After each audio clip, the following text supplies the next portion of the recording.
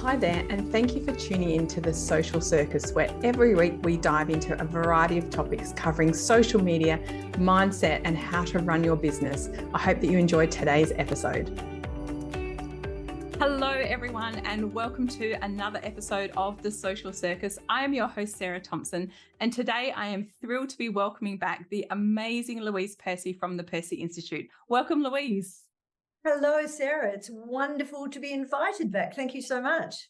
Now, I have to say, I do have quite an ulterior motive for inviting you back because of all of my guests that I've had, your episode has been my most listened and downloaded. So it is quite strategic having you back on. Well, I'm thrilled. I mean, that's just great. I think you make me so relaxed. It's just easy to have a chat with a friend, really. Oh, thank you so much. So for my listeners who haven't listened to your past episode, please go and check out the show notes because I will pop in the link to Louise's past interview that I did with her. As I said, it's really interesting and insightful. But Louise, I would love you to introduce yourself again because you are without doubt one of the most interesting people I have ever met. And just give us a little synopsis of your very interesting life that has led you to being an etiquette coach. Well, I started the Percy Institute of International Protocol in 1992, and I did so because I have a background which is military through my family, political through my work as a press officer for two prime ministers, and then diplomatic because I also had a short stint as a cadet diplomat at the embassy in Washington, D.C. And all of it came together in the early 90s. And I started the first business was actually the My Fair Lady School of Etiquette, which was kitsch in its name. And in those days, obviously, before we had podcasts and things, it was a great way of getting print media interest. And when I was invited then by a government department to run some corporate protocol courses for them, I changed the name to the Percy Institute. It seemed more appropriate. And since then, I've had offices in Singapore and Shanghai, and now very proudly headquartered here in Perth, Western Australia. Oh, amazing. And just listening to you speak, you are so eloquent in your diction, and I'd love listening to you talk, but it is slightly intimidating. I'm not at all. So I have got you on today because I loved your interview so much because it gave me so much confidence when we talked a little bit about networking. And what I really want to focus on today is discussing, because we all have coming up imminently, Christmas parties, Christmas events, end of year events, networking events. And this puts us a little bit out of our comfort zone and also puts us in situations where we might not be acting in our best interest. So I thought it would be a really timely opportunity to have a chat to you about these kind of events. So shall we start with, if I am the host of an event, like if I am hosting a Christmas party in my business, what are some of the great tips that you could give in terms of how I can ensure that I have a successful event? I think sending the invitation out well in advance and ensuring that your guests RSVP. Now, how do you do that these days? It's very tricky when people are getting so many invitations. And one of my new go-to strategies is to actually send the invitations out electronically. There are various organisations such as Paperless Post, for example, that can do it. And people will automatically hit that RSVP button. And it means that you as the organiser can then see how many people are coming. And they will then, if they need to, go back in and change their RSVP if they're then unable to attend. But for guests, if you don't have a paperless post invitation coming through, please do be considerate of the host. And if there's a date on the RSVP invitation that you receive, it's the date by which you reply, not the date necessarily on which you reply. So if you have an email, let's say it's been sent by email, you can then reply via email. But if you've replied that you're able to attend and something comes up at the last minute, that's when you get in touch with your host, usually via text, and say, I'm terribly sorry, but I'm unable to attend. Now, it may well be the host will say, would you like to send somebody in your place, depending on the style of the function. Right. And I love that. And so if I'm actually hosting the event and no one RSVPs, which to be fair, seems to be increasingly common, what do I do? You follow up with them. And Yeah. so generally, I mean, you have an email list, you'll probably have, etc. And you might just need to follow up. It's a bit like, launching a marketing situation. You just need to follow up. And I mean, it's a real shame, but it's honestly, Sarah, it's not just a West Australian problem. It's an Australia-wide problem. And it's pretty much happening all around the world. I mean, all we etiquette experts chat to each other, and it really is something that's coming up all the time. So to your listeners, please do RSVP when you get an invitation. Oh, that's a lovely tip. And so I know who's coming. The day has arrived of my Christmas party that I am the host for. What are some tips to ensure that the event goes smoothly? Because I know that when I host events, one of the hardest things is that you feel like you don't get to spend time with people. Yeah. So for you, it's really a matter of doing your homework. So as you know, I've got the 5 Ps: prior preparation prevents poor performance. And I can't stress that more when you're a host at an end of year, particularly a work function. And so be aware of all your guests that have a RSVP and are going to be attending. And so when you're introducing them, which is going to be your role as a host, make sure you have a few tidbits that you can offer, not a potted biography of each of them, but a few tidbits so that they've got something to start talking about when you've got to move on and continue your hosting duties. And in line with that, Sarah, I always like to think that you as the host could be at the entrance to the function room where you're having the event, so that you're able to greet everybody as they come through. You don't have to be there all night, but perhaps the first half hour.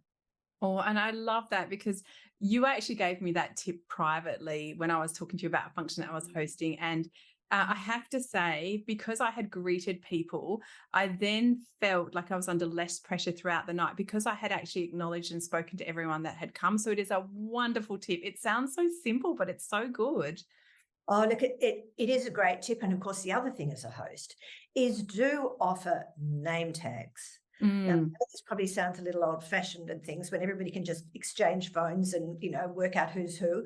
But it makes it so much easier in that introduction, because if you do have 2 or more people who don't know each other, you really should introduce them, not just as a host, but as another guest. And, we all forget people's names. That's a universal problem. It's not only just for a few people, in all the years I've been running the Percy Institute. I always get my business etiquette participants to put their hand up if they have never forgotten someone's name and never done it. So name tags are great. And the etiquette is that they actually go on the left-hand side. Right. Not hand side. Oh, that's really interesting. So I've always put mine on the left, but I think that was because I was left-handed and that felt more natural. But one of my bugbears for everyone that's listening is name badges for us that are more mature, that are tiny. And I just need to be able to read your first name, like Louise. And it's lovely to see Louise Percy and the Percy Institute, but Louise is what I need to be able to read. And so for anyone who's doing name badges, please just put the first name really large so that people like myself don't have to squint to try and read it, because that's terrible. And it might be nice to place what your organization is, but I just need your first name to start the ball rolling. Absolutely. I mean, great tip from you, Sarah. Oh, thank you. I think that's an aging tip. So we've got everyone here and people are mingling, and we've done that beautiful meet and greet. So as the hostess, what are really kind of my minimum things that I want to make sure I do whilst I'm hosting an event? I think you need to ensure that your guests, so you've briefed, if you're having a catered function, you've briefed the caterers that you want them to keep moving around all the time with drinks and canapé, etc. And my other little tip with the canapé as a guest, for example, is I won't take anything that's bigger than 1 bite, because invariably you're going to be caught with somebody coming at you. You've got a half-eaten finger sandwich, you've got a glass of wine or a glass of juice or mineral water or something in the other hand, and somebody comes up wanting to shake hands with you and maybe even exchange business cards. It just makes it so difficult. So the 1 bite thing is a good tip. I love that tip. And it's been really interesting. I've been noticing quite a big trend towards, like, I've gone to a few functions recently that have been lunch, but we don't have a sit-down lunch, and we get given, I'm loath to call them canapes because they're enormous, but they're not really a meal, but they're not really, and they get served and you're sort of holding this little baby burger thing, and they're awkward to eat. And I actually don't enjoy it at all. I have to be honest. Maybe I'm getting old. No, no, you're not. And look, my other mantra for people with whom I'm having discussions about hosting, etc., is that if in doubt, don't. I mean, the thing is that you're there to actually promote your business, to obviously host if that's your role. If the food is going to be awkward, don't do it. I mean, my military naval officer father used to always have an adage that, you know, if you're going to a stand-up function where there's going to be food, eat before you go. You're not there to be a taste tester. Oh, Mm. oh, I like that. And I actually attended an event last night and I was speaking and I knew that it was dinner and I knew that they were likely to be serving it right up until the moment that I was speaking.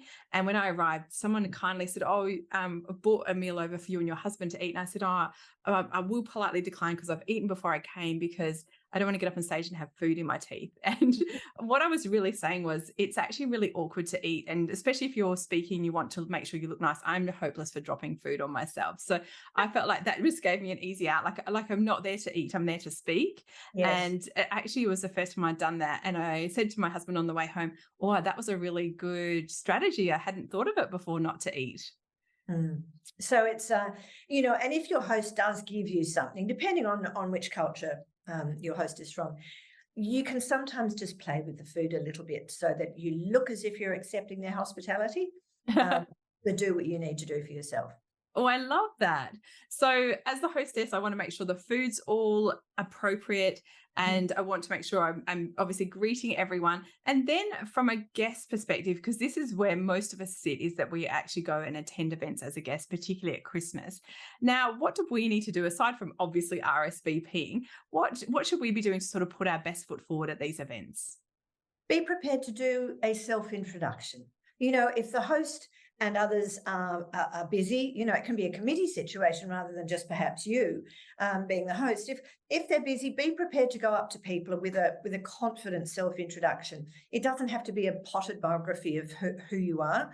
And if you're let's say you're at a stand-up networking function and people are in a group, you can sort of wander up to the group, particularly if there's one person in the group that you know, and you can make eye contact. And it's then for that person politely to say, when there's a break in the conversation, "Oh, I'd like to introduce Louise Percy. Louise is the founder of the Percy Institute," and bring that person into the group.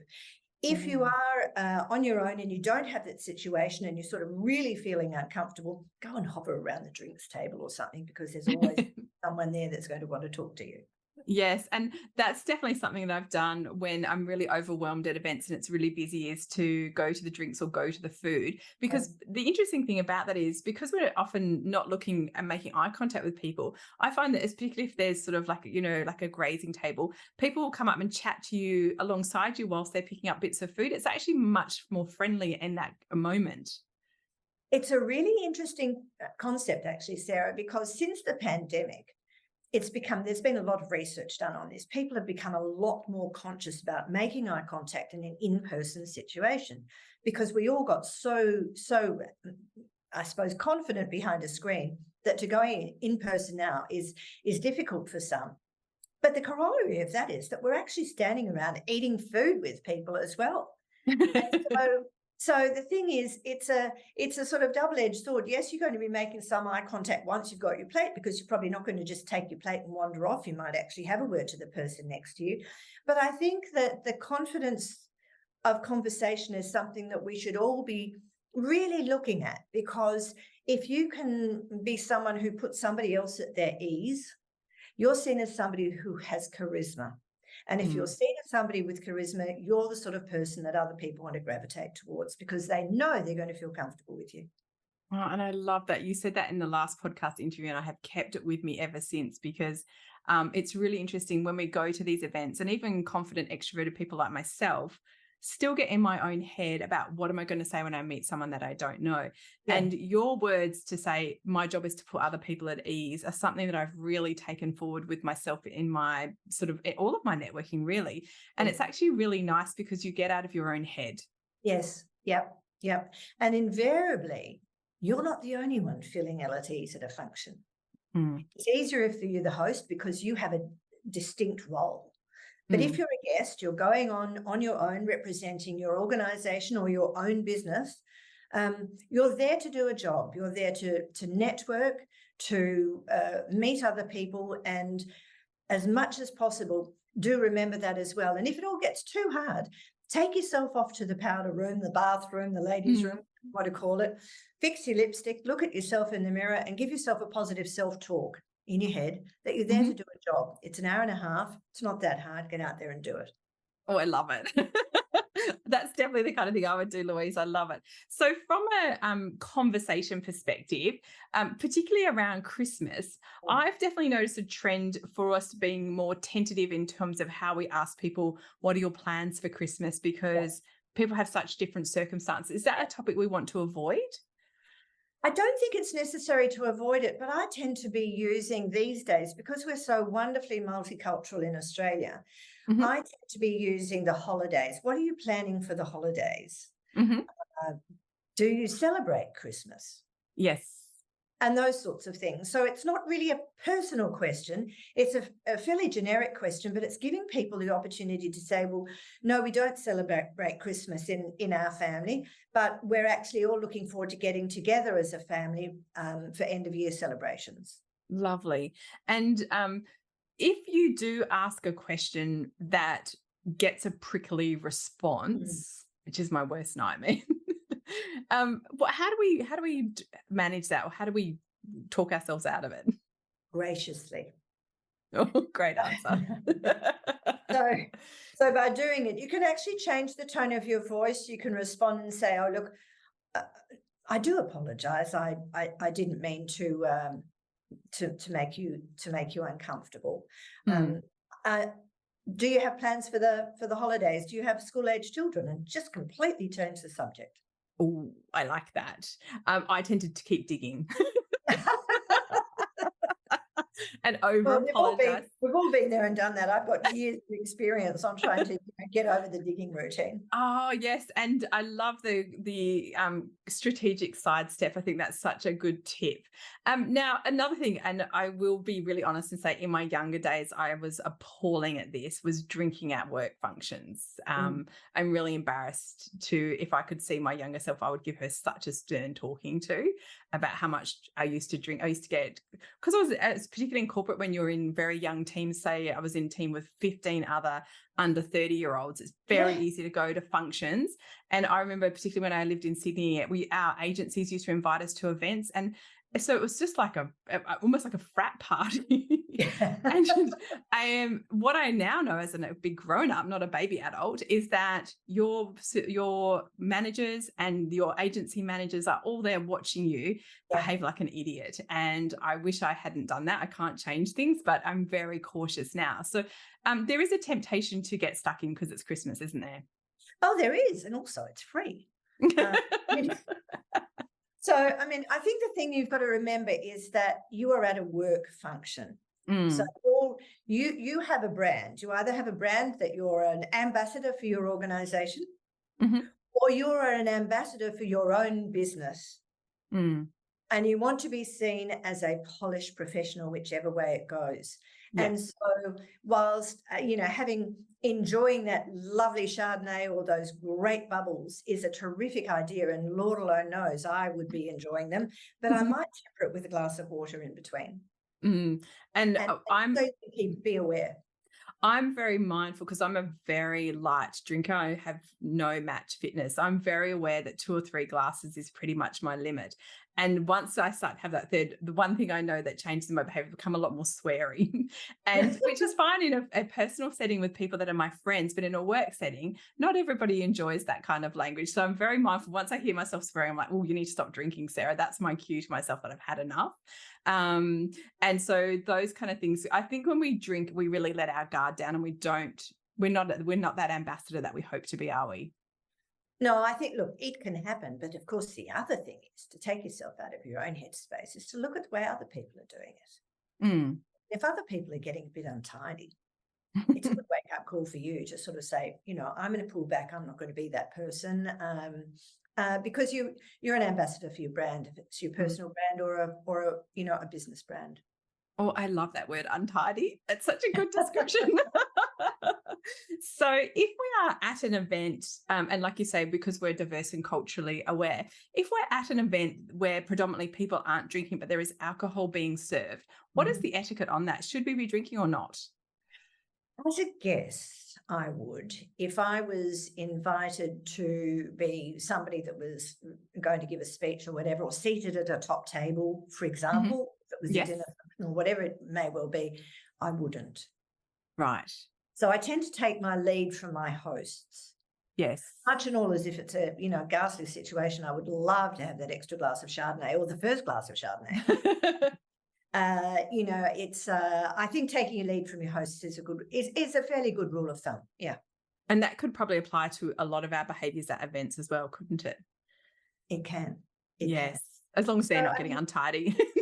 yeah, don't get untidy. And if you're just not sure about a situation, and sometimes you can sip a little bit more if you are feeling unsure, that's when you take that break and go to the bathroom, replace the lipstick or whatever you want to do, put a comb through your hair, and this is for men and women, obviously, not the lipstick bit, but just have a look at yourself and say you're here to do a job.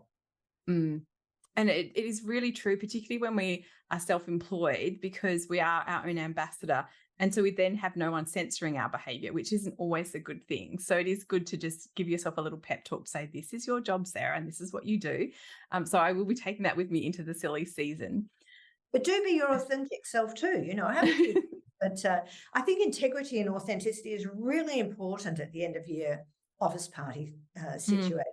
You've got to be yourself. People are looking forward to seeing that perhaps lighter side of each other. Yes. Well, I like that. Nothing wrong with that. So we can let our hair down a little bit, but not untidy.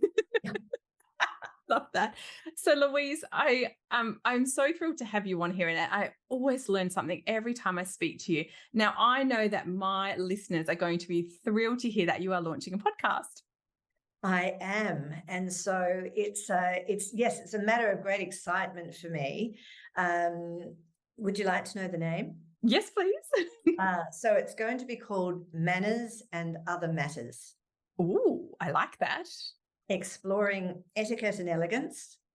And so we'll be looking at all sorts of things, social and work etiquette, dining etiquette, etiquette for children.